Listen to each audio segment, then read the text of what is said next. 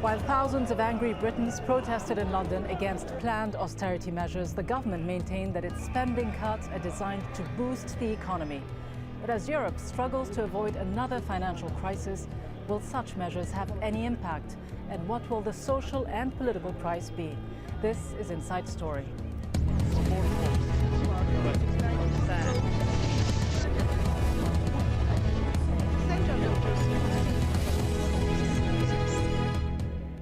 Hello and welcome to the program. I'm Rida Fakhri.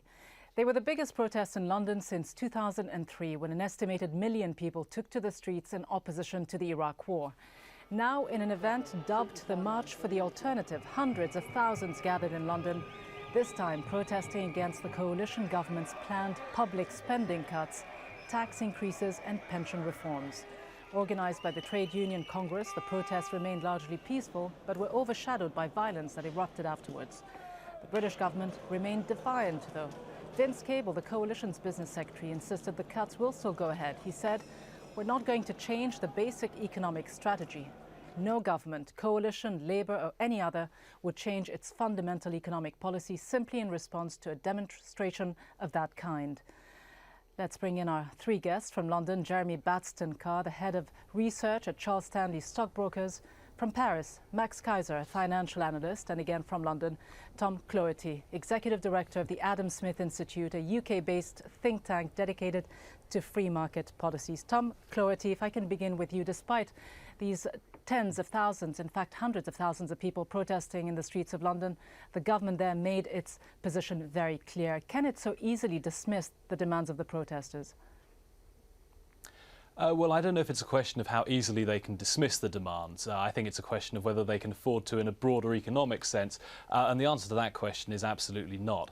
I think it's easy to forget when you look at those protests the scale of the fiscal problem that we face. Now, certainly things have improved over the last year, but not much. We still had a budget deficit of about 10% of GDP. That's 150 billion pounds in this financial year. That means, to put it in simple terms, we're borrowing about 20 million pounds an hour every hour all through the year just to fund our ongoing expenses.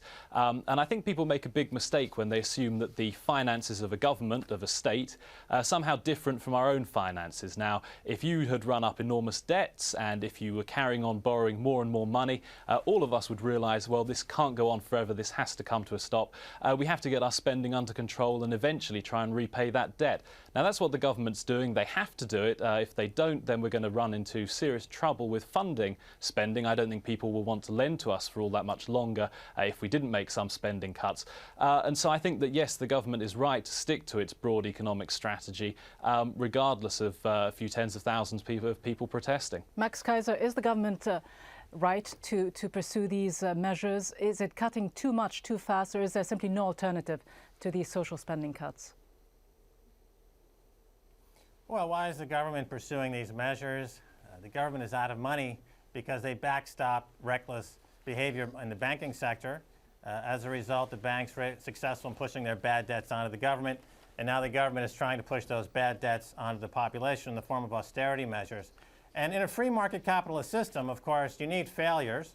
And because the government did not let some of these banks or corporations fail, the protesters and the people are rightfully going to force failures themselves. They'll force a failure or two in the banking sector or on the high street in London. And they're doing their service to help free market capitalism function as it should. That is, there are winners and losers. The government can't guarantee every single bank's a winner. That's not capitalism, that's socialism. So the people in London are rightfully on the streets forcing a failure. They will force, as they did in Holland over the weekend, ING, a big bank there, because of the protests in the streets, they have now canceled the bonuses to the bankers. That's people power in action. It'll happen in London, it'll happen in Cairo, it'll happen in Wisconsin, as it should.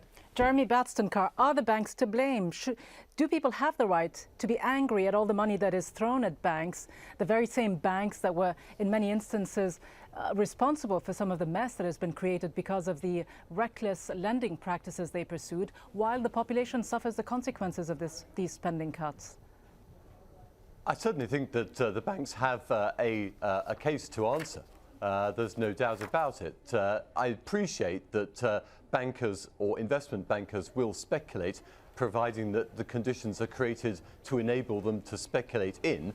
And of course, those conditions were created, of course, by the ruling governments across the developed Western economies at the time, or at the time of the inflation of the credit bubble. So it is entirely fair to say that the banks must shoulder part of the blame. But I also agree with the view that the public sector in the UK has grown far too fast over the course of the past 15 years.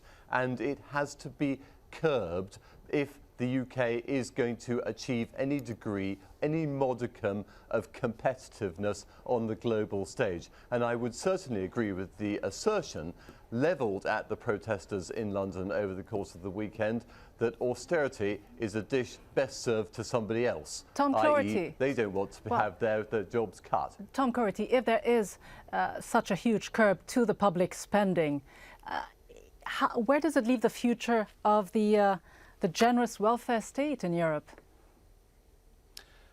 Well, I think it does imperil it somewhat. I mean, well, let me be clear about that. I think the spending cuts which are going through at the moment, which have rightly been announced, don't really imperil the welfare state at all. Now, you've got to put it in perspective. Yes, there will be cuts, but even in real terms, we're only going to cut spending by about 2% over the next 5 years. This is not that significant when you consider that the previous government, in its 13 years in office, increased public spending by 60% in real terms. So we're only reversing a very small amount of an enormous rise in public spending and a huge expansion of government that happened before the election last year.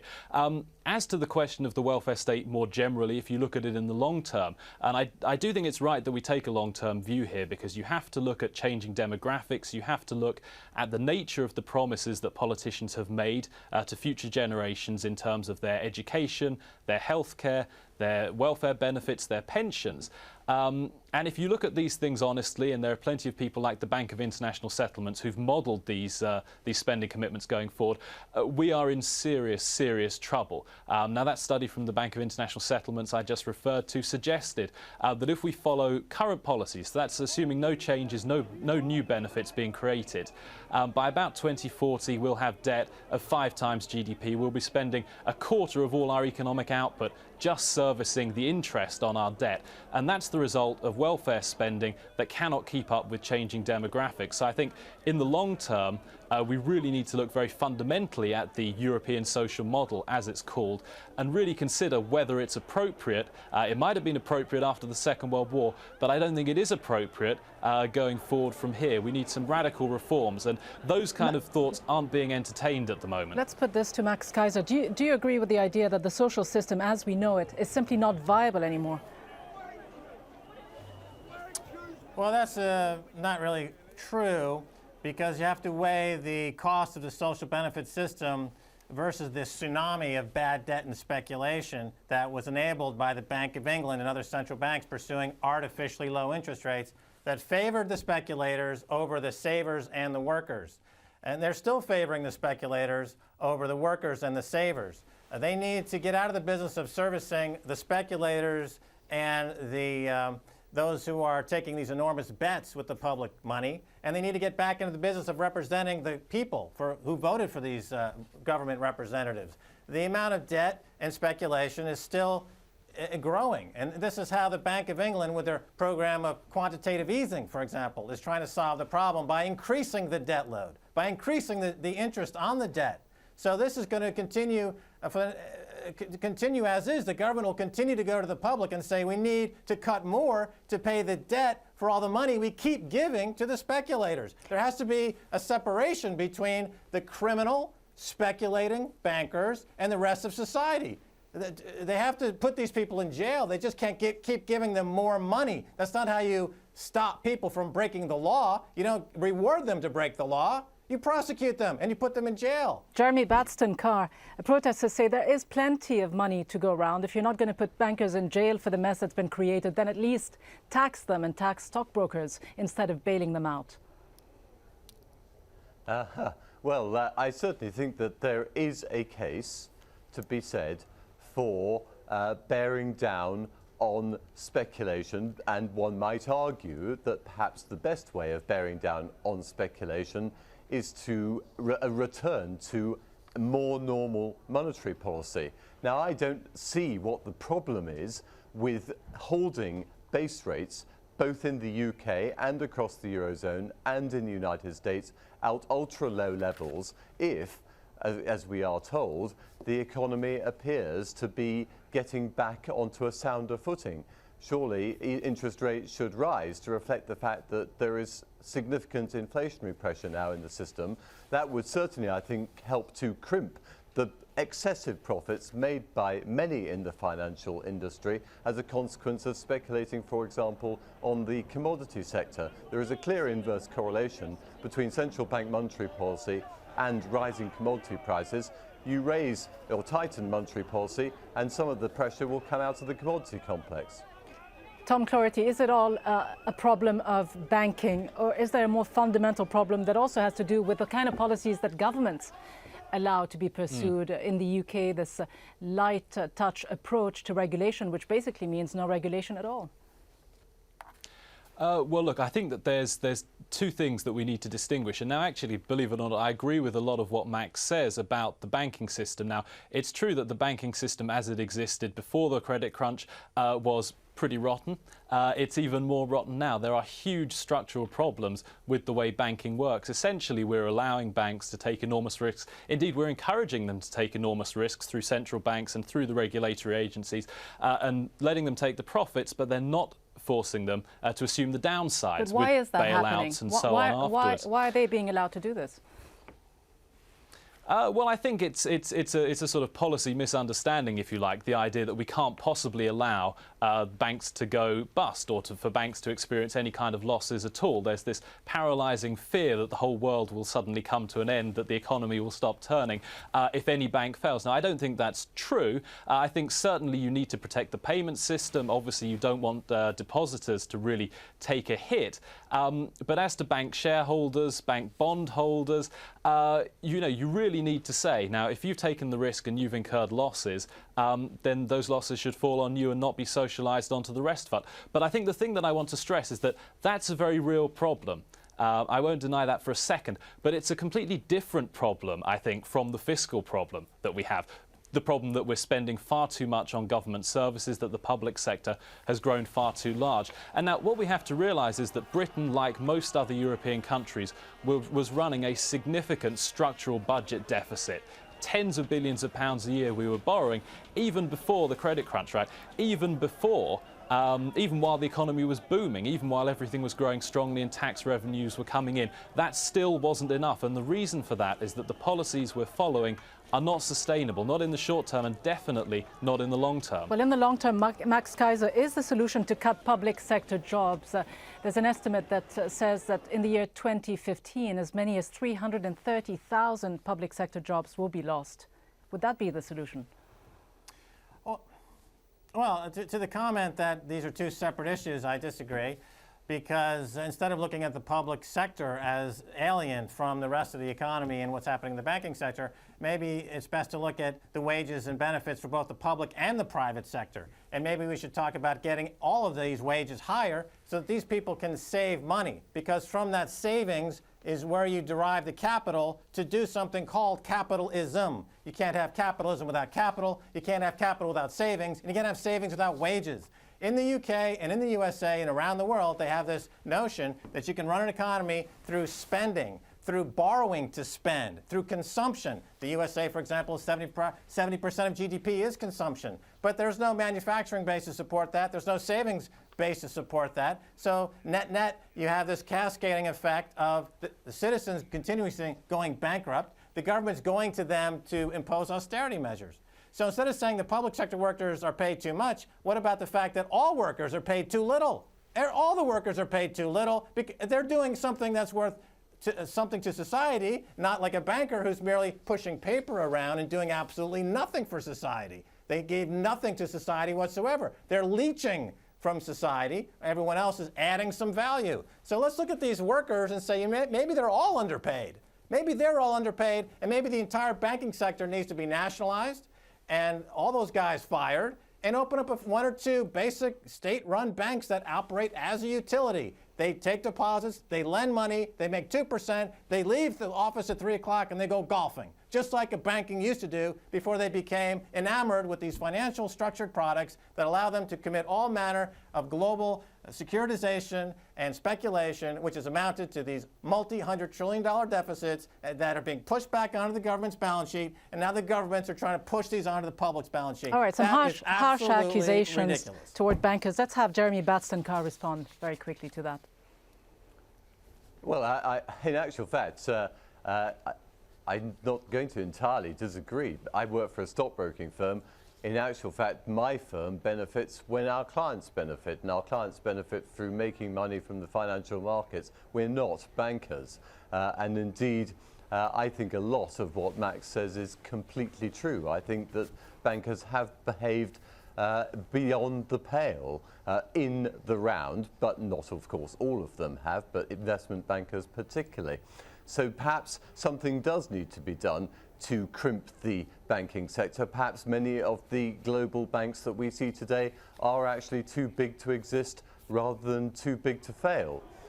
Nonetheless, I also take the view that in terms of the debate relating to the private sector and the public sector and whether everybody should be paid more, I tend to take the view that the public sector, by and large, has proved to be much less productive historically than has the private sector, where much greater rigour has been imposed on workers in that private sector. So I would argue there does need to be a rebalancing away from the public towards the private sector.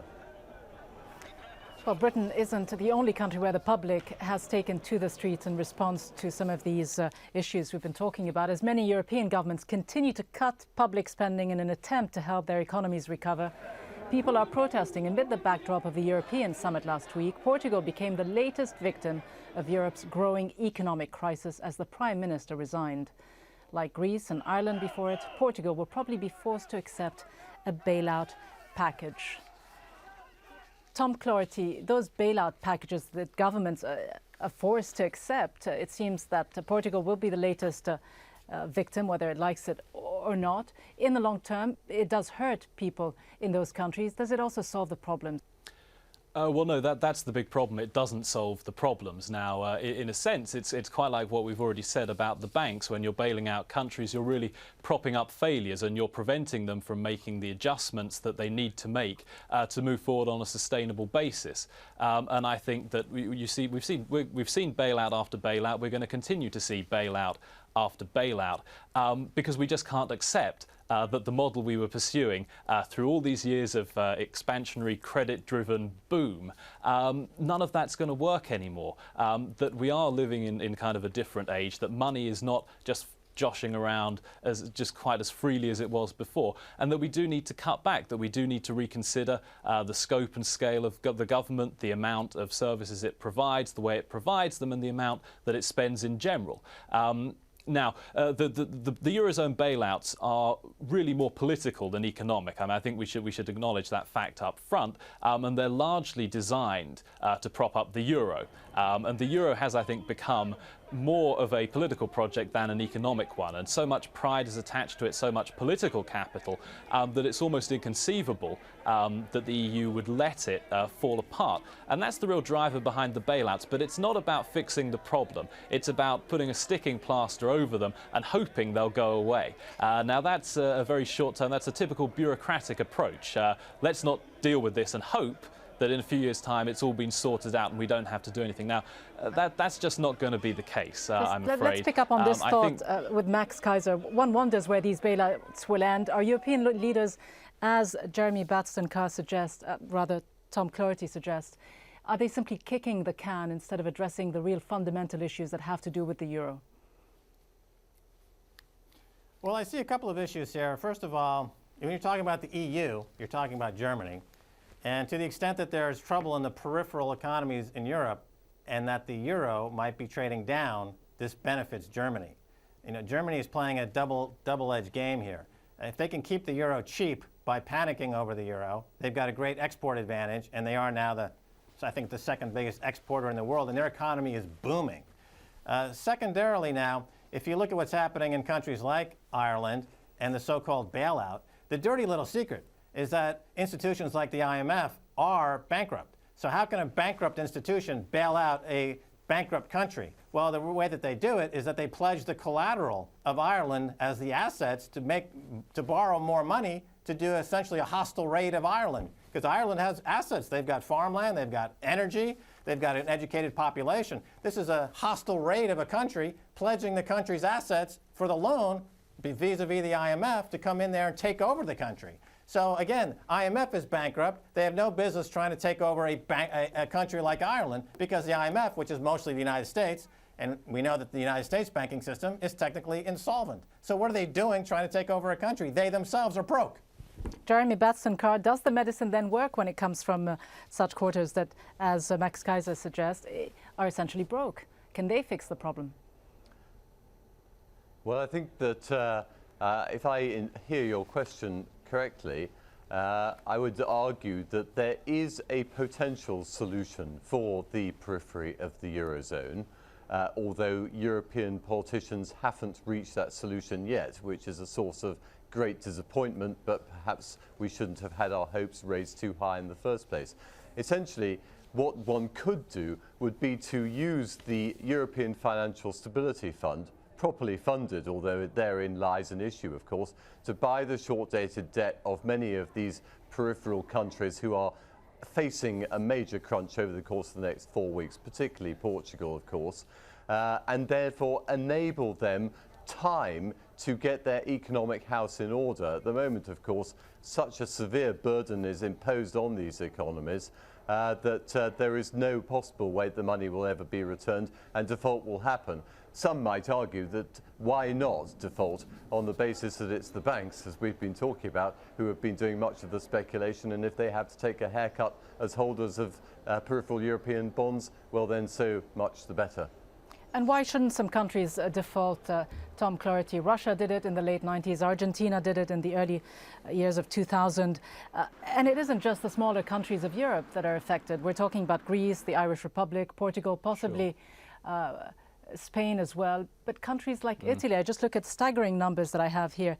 Italy's public debt as a percentage of its GDP is 118%, and that's just Italy. But there are many more examples relating to the economies of France, the UK, the bigger economies of Europe. Well, of course, I mean, this problem is very widespread. It's almost universal if you exclude those countries that have significant oil and natural resource reserves like Norway, for example. So, yes, this is a problem that's all over Europe, all over the world, indeed. But I think that the option of default, while superficially attractive, it really strikes me as an easy way out, not a realistic option. Because you could say, oh, well, yeah, sure, forget about it. The government's got all these debts, well, it can just cancel them. The banks who've bought these debts, well, it's their problem, they should have known better. But the problem is, when you really look at it, one of the major holders of government debt all over the world, whether it's through the banks or whatever, are pension funds. So if you talk about countries defaulting on their debts, you're talking about the value of people's pensions crashing. You're talking about people who've made good faith investments over many years, suddenly finding they have no money. You're then looking at an even bigger burden on the state in future in terms of its state pension costs and so on. So I'm really not sure that it's a realistic option. Maybe in extremis there are circumstances where it can't be avoided and it does become the lesser evil. But I don't think we're there yet. Certainly not in the UK, probably not elsewhere either. Maybe Ireland is kind of a marginal case, to tell you the truth. But I think we've got to get beyond thinking that there are easy way outs. That this is where we can just do this and then the problem will go away and we can start again afresh. We have to look at this the same way that a household or a family would look at it if they were in financial trouble. They think, what are our outgoings? What do we absolutely need to spend? What are the bare minimum of things we can get by on? And let's cut spending back to that. All right, and I think if governments took that approach... Sorry to interrupt you, but let's get to Max Keiser, because we just have barely 30 seconds left. If there was such opposition, Max Keiser, as you've been saying, to these financial policies pursued in Europe and elsewhere, these bailout packages, these austerity measures, why aren't we seeing more serious protests on the streets?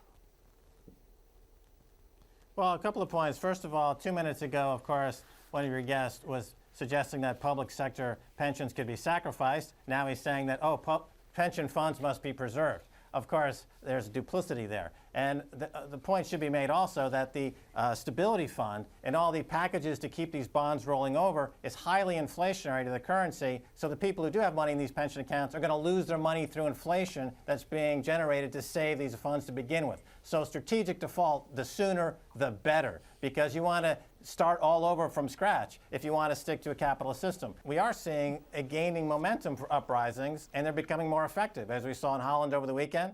And whether it's Wisconsin, Ohio, Cairo, people are in the streets to do what they should be doing, which is taking back their wealth that was stolen from them, taking back the jobs that were stolen from them. So the global insurrection against banker occupation is building momentum. Max Kaiser, Jeremy Batstencar, and Tom Cloherty, thank you all very much for being with us on this edition of Inside Story. And thank you for watching. We welcome your comments and suggestions as always. You can email them to us at insidestory@aljazeera.net. From me, Rida Fakhri, and the team in Doha, thanks for watching.